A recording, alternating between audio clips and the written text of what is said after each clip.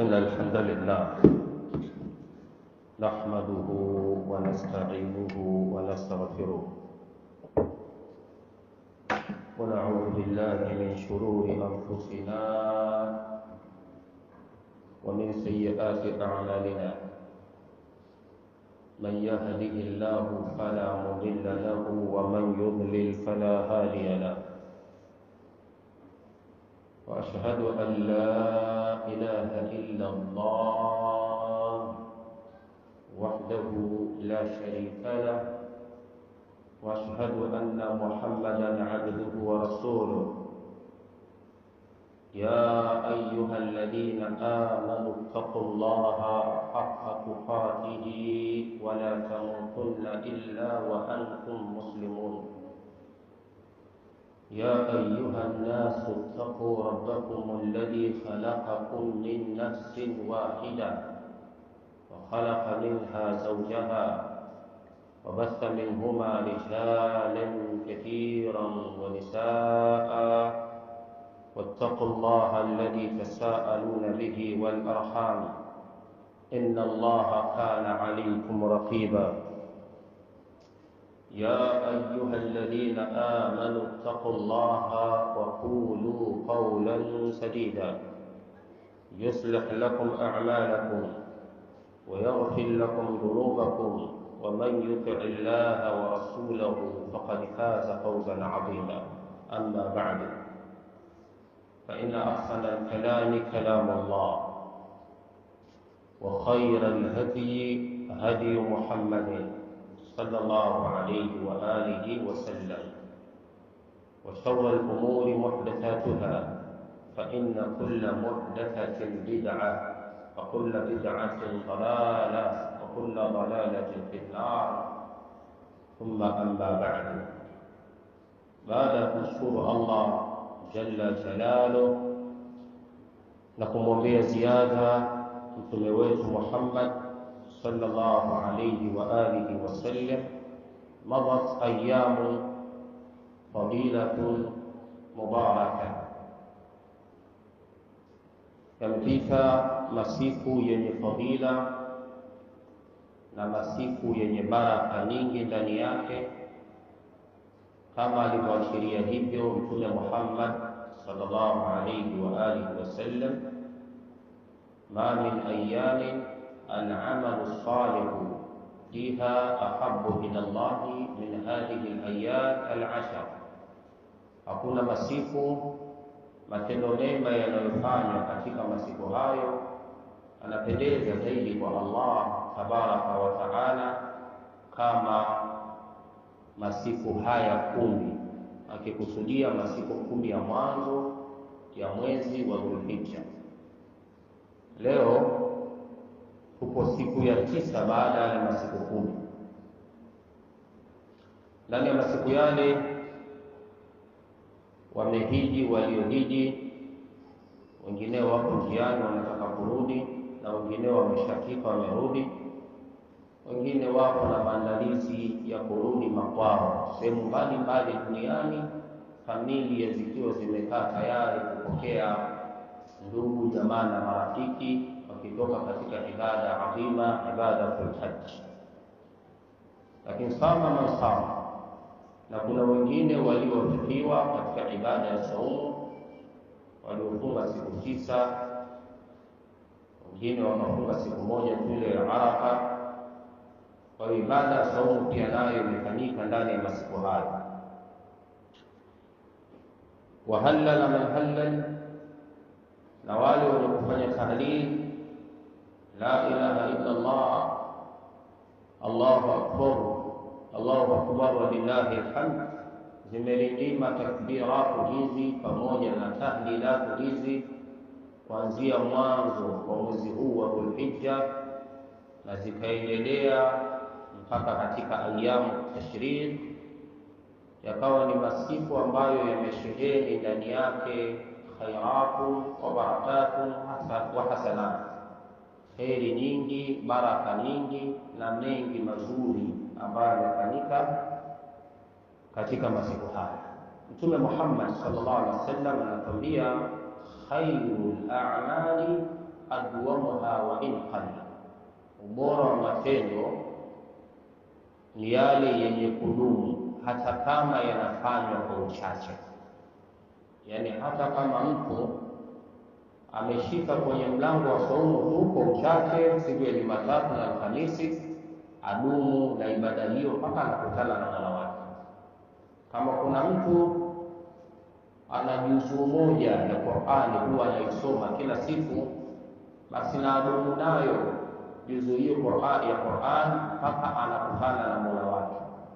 Lakini si bora, kama alivyogusia pia Mtume Muhammad sallallahu alaihi wasallam kumwambia Abdullah ibn Amri ibn al-As radiyallahu ta'ala anhuma, ya Abdullah la takun mithla fulani, ewe Abdullah usiwe kama mtu fulani, kana yaqumu bilailin fataraka alqiyam, ambaye alikuwa akisimama kuswali katika swala za usiku alafu mwisho wake akaachana na kisimamo kile cha usiku. Ayuha almu'minun, kwa wale ambao walikuwa na muabudu Allah na wakakithirisha ibada, wakazidisha wema na hasanat ndani ya masiku haya 10 ya mwanzo ya mwezi wa Dhulhijja, wafahamu kwamba waliokuwa na muabudu katika masiku haya bado anastahili kuabudiwa. Muda wa kuwa wenye kuabudu wapo,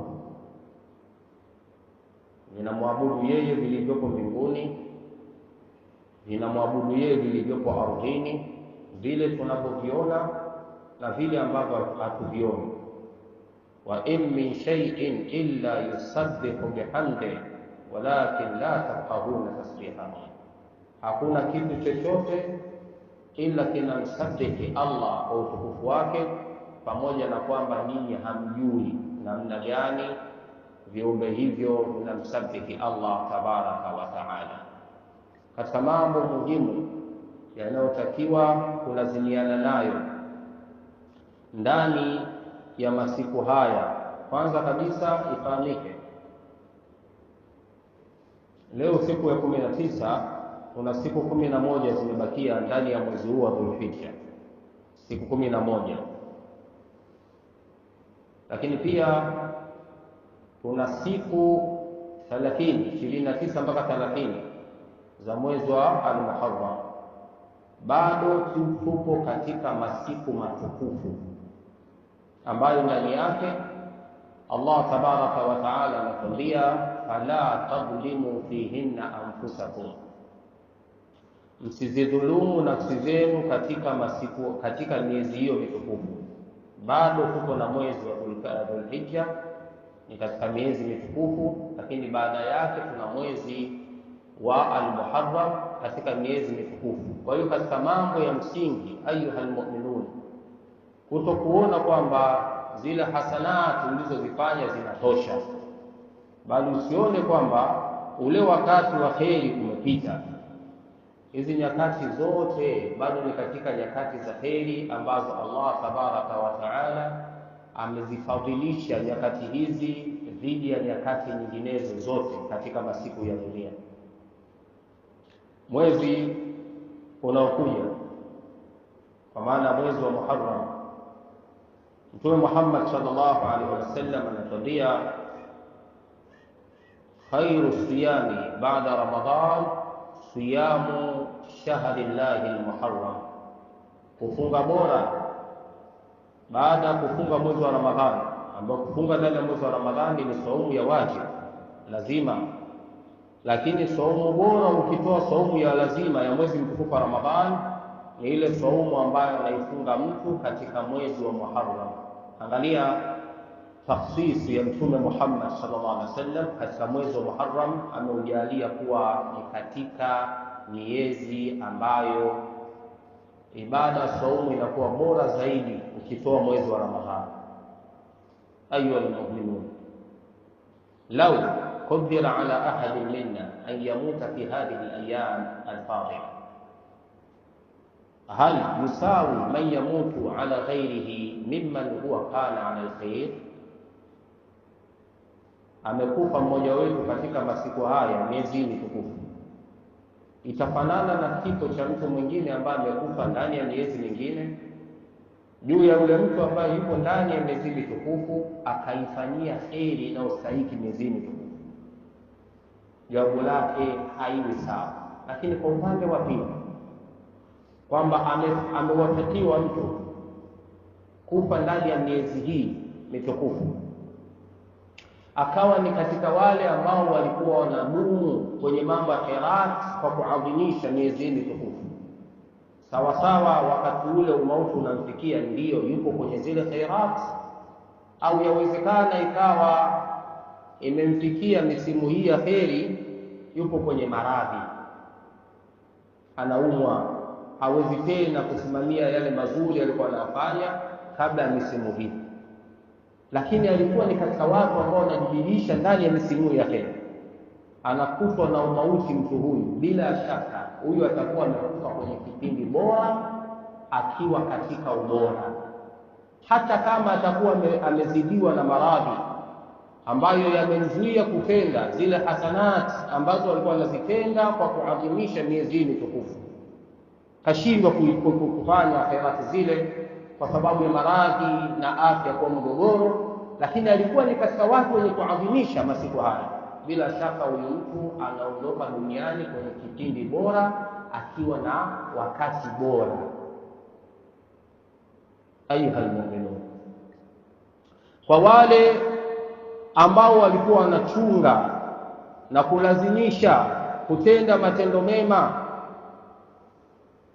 basi wakati huu ni bado wakati uliopotezwa wa kutenda matendo mema. Lakini mtu atahadhari na kujihesabia matendo yake na kujiona kwamba yeye anamtosha. Atahadhari uja wa Allah kutokana na hili, kwa sababu sifa miongoni mwa sifa njema walizokuwa nazo waja wema ni kuwa kwao yarjuna rahmatahu kwa upande mmoja, wa yakhafuna adhabahu kwa upande wa pili. Waja wema wako hivyo, sehemu zenye matarajio ya rahma na Allah wanakuwa wako bora katika matarajio hayo kwenye rehema ya Allah tabaraka wa taala, lakini sehemu zile ambazo zinaogopesha adhabu ya Allah wanakuwa mstari wa mbele kwenye kuogopa. Jama'u baina al-khawfi wal-raja, hadhihi hiya al-hala allati yanbaghi an yakuna 'alayha al-mu'min. Hii ndio hali pekee anayotakiwa kuwa nayo muumini, yarju rahmatahu wa yakhafu adhaba. Kwenye sehemu za kutaraji rahma ya Allah anakuwa ni katika wale waliobora katika wanaotarajia rahma za Allah tabaraka wa taala, lakini kwenye sehemu zile za kuogopesha yeye yupo mstari wa mbele katika kuogopa. Anakusanya baina al-khawfi war-raja, anakusanya baina kuogopa na baina kutaraji kwa Allah subhanahu wa ta'ala, kwa sababu mwenye hofu peke yake ile hofu inamzalishia kukata tamaa, na mwenye kutaraji tu akawa ametanguliza matarajio peke yake, yale matarajio yanampelekea kubweteka. Sasa asiwe katika murji wenye kutanguliza zaidi matarajio kuliko hofu, lakini asiwe katika khawarij ambao wametanguliza zaidi hofu kuliko matarajio. Yakunu ala hali alkamil lilmu'min baina khawfin wa raja. Ayuha almu'minun, tahadhari na tabia ya kufanya taswifi kutokana na makosa unayoyafanya kwa matarajio kwamba umri bado upo. Billahi alayk, usi nafsi wa iyaka min hadha, na yusia nafsi yangu pamoja na kukuhusia wewe kutokana na hili. Tahadhari na kuweka wakati ujao mrefu katika kila kheri unaotakiwa kuifanya na katika kila shari unaotakiwa kuiacha. Usiseme bado wakati ninao, kwa sababu hata walioondoka sasa hivi hawakupanga kuondoka sasa, na hakuna mtu yoyote ambaye anagerentia anayejua kwamba mimi bado miaka mitatu. Hakuna. Kwa hiyo ukishajijua kwamba mimi hapa namkosea Mola wangu, bado nina tauba ya Abdallah, hebu fanya haraka kurekebisha ilo kosa lako uliokuwa nalo, ewe mja wa Allah. Kosa lako moja linabeba makosa 100 kwenye nafsi yako na kwa watu wako wa karibu. Chukua hili litakusaidia kwenye maisha yako. Ukiona changamoto kubwa zinatokea kwenye jamii, ni makosa mtu mmoja aliyoanza. Hayakuchukuliwa hatua yale makosa, yamekwenda kuambukiza kosa jingine, yakazalisha kosa jingine, yakazalisha kosa jingine. Inakuwa hivi kwa mtu na mtu, hata wakati mwingine inawezekana kama mtu na baba yake mzazi. Kosa dosari lilianza dogo sana, ingerekebishwa kosa lile kutoka kwa mtoto kwenda kwa baba, kutoka kwa baba kwenda kwa mtoto, tatizo lilikuwa limekwisha.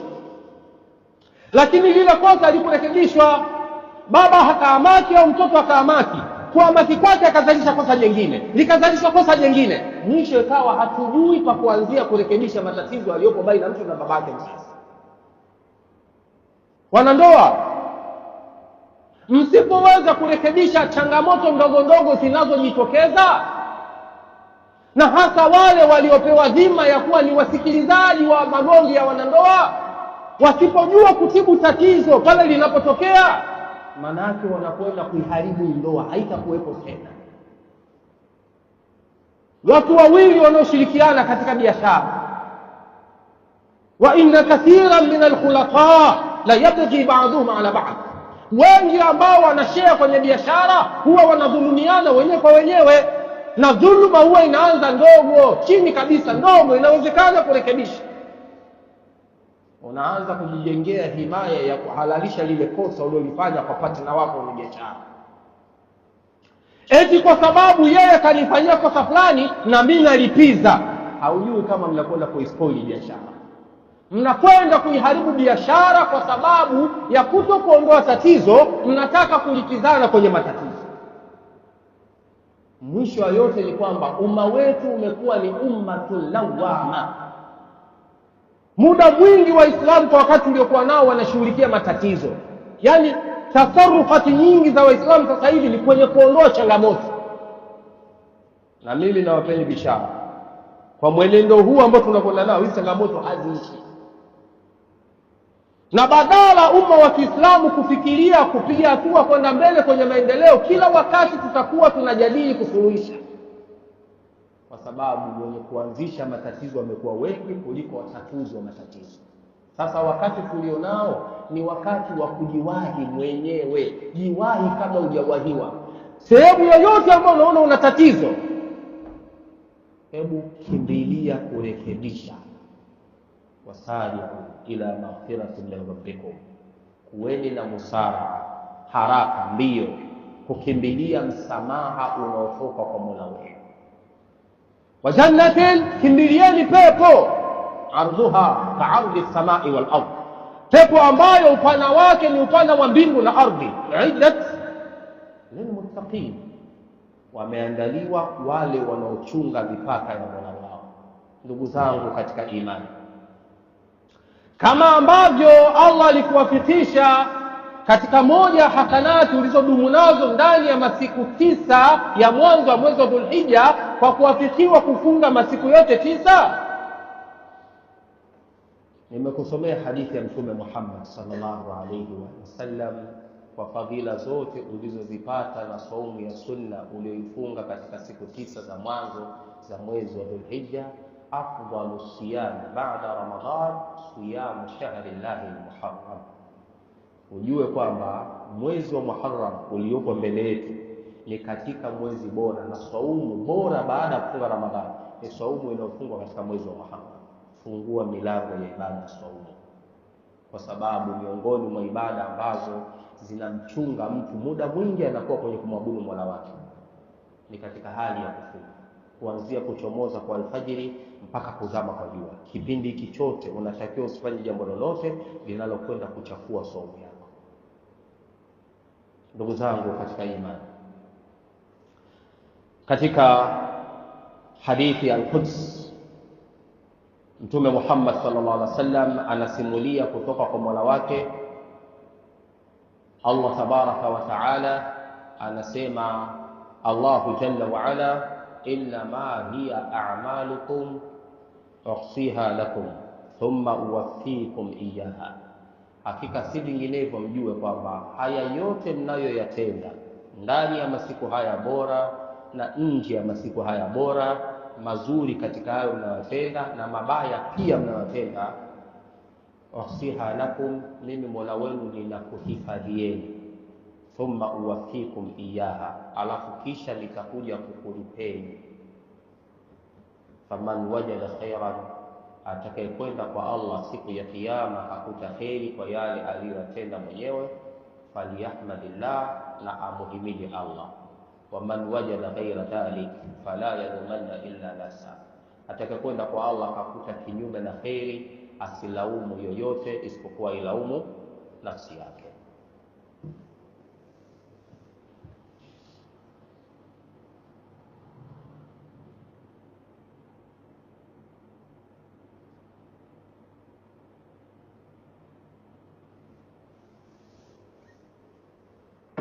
Alhamdulillahi rabbil alamin, wal aqibatu lil muttaqin wala udwana illa ala zalimin. Wa sallallahu wa sallam ala imamil mursalin nabiyyina Muhammad bin Abdullah as-sadiq al-amin wa ala alihi wa sahabatihi ajma'in. Amma ba'du. Baada ya kumhimidi Allah jalla wa ala, ayuha almu'minun, tunakadiriana juu ya jambo la kumcha Allah subhanahu wa ta'ala, na miongoni mwa njia bora za kumcha Allah jalla wa ala ni athabatu ala alhaq ila yaum almamat, mtu kuthibiti katika haki na kuto kuyumba kwenda kuliani wala kushotoni, abakie kwenye njia kuu mpaka siku anakwenda kukutana na Mola wake.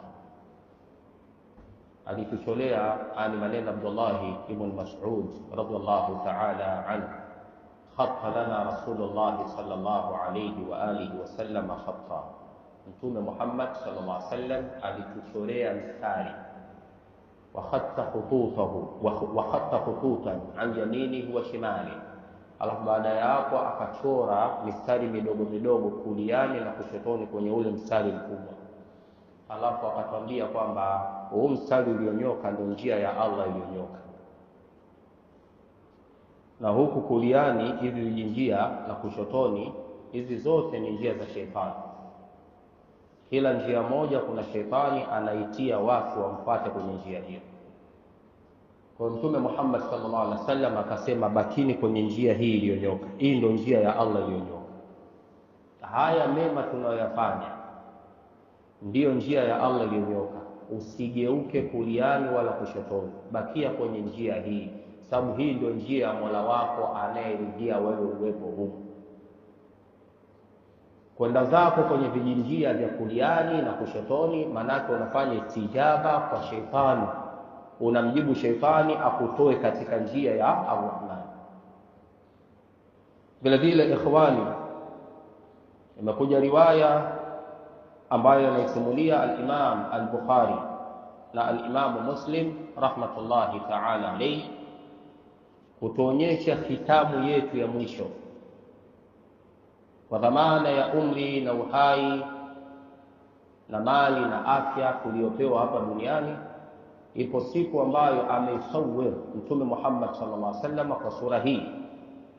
Amepokea al-Imam al-Bukhari na al-Imam Muslim rahmatullahi ta'ala alayhima kwa masimulizi ya Ali ibn Hatim al-Ta'i radiyallahu ta'ala anhu, qala Rasulullah sallallahu alayhi wa alihi wasallam, ma minkum min ahadin illa sayukallimuhu rabbuhu laysa bainahu wa bainahu turjuman, hakuna mmoja miongoni mwenu ila ipo siku atakwenda kusemeshwa na Mola wake. Katika masemezano hayo hapata kuwa baina yako na baina ya Allah tabaraka wa taala mfasiri. Utasema kwa lugha yako, Allah atakuelewa, atakusemesha kwa lugha yake na utamwelewa. Hakuna mtu yoyote miongoni mwenu ila itafika siku atakwenda kusemeshwa na Mola wake, hakutahitaji mtu wa kutafsiri lugha ili uelewane.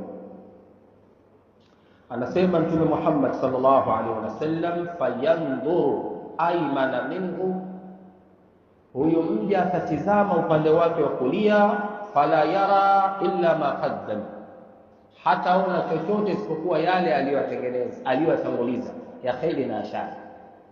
Anasema alayhi salatu wassalam, wa yanzuru ash'ama minhu, na atatizama upande wa kushotoni kwake, fala yara illa ma qaddam, hataona chochote isipokuwa matendo aliyoyatanguliza. Wa yanzuru baina yadayhi, na mja huyo atatizama mbele yake, fala yara illa an-nar tilqaa wajhi, mbele yake hataona isipokuwa moto upo mbele yake, unafoka unafura ule moto, unamtishia amani. Akasema alayhi salatu wassalam, fattaqun nara walau bishiqqi tamratin, ogopeni kuingia kwenye moto, hata kama itakuwa kujikomboa na moto kwa kutoa ubale wa tende ambao hauna thamani yoyote. Hata kama itakuwa sababu za kuepushwa na moto ni kufanya jambo dogo sana ambalo linadharaulika mbele za watu, lakini lina mizania mbele ya Allah, lifanye hilo uepukane na adhabu ya Allah. Wattaqun nara walau bishiqqi tamratin, uogopeni moto hata kama itakuwa kujikomboa na moto huo kwa kutoa ubale wa tende. Faman lam yajid fa bikalimatin tayyiba, amekosa kabisa mtu hata ubale huo wa tende kutoa, basi azungumze maneno yaliyokuwa mazuri. Nasallallahu tabaraka wa taala bimanihi wa karamihi an yaj'alana hudatan muhtadin غير ضالين ولا مضلين، وأن يصل لنا بخاتمة الصالحة إنه ولي ذلك والقادر عليه، وأن يصلح أحوالنا وأحوال المسلمين إنه ولي ذلك والقادر عليه. سبحانك اللهم وبحمدك، أشهد أن لا إله إلا أنت، أستغفرك وأتوب إليك. وصلى الله وسلم على نبينا محمد وعلى آله وصحابته وسلم، والحمد لله رب العالمين، وجزاكم الله خيرا.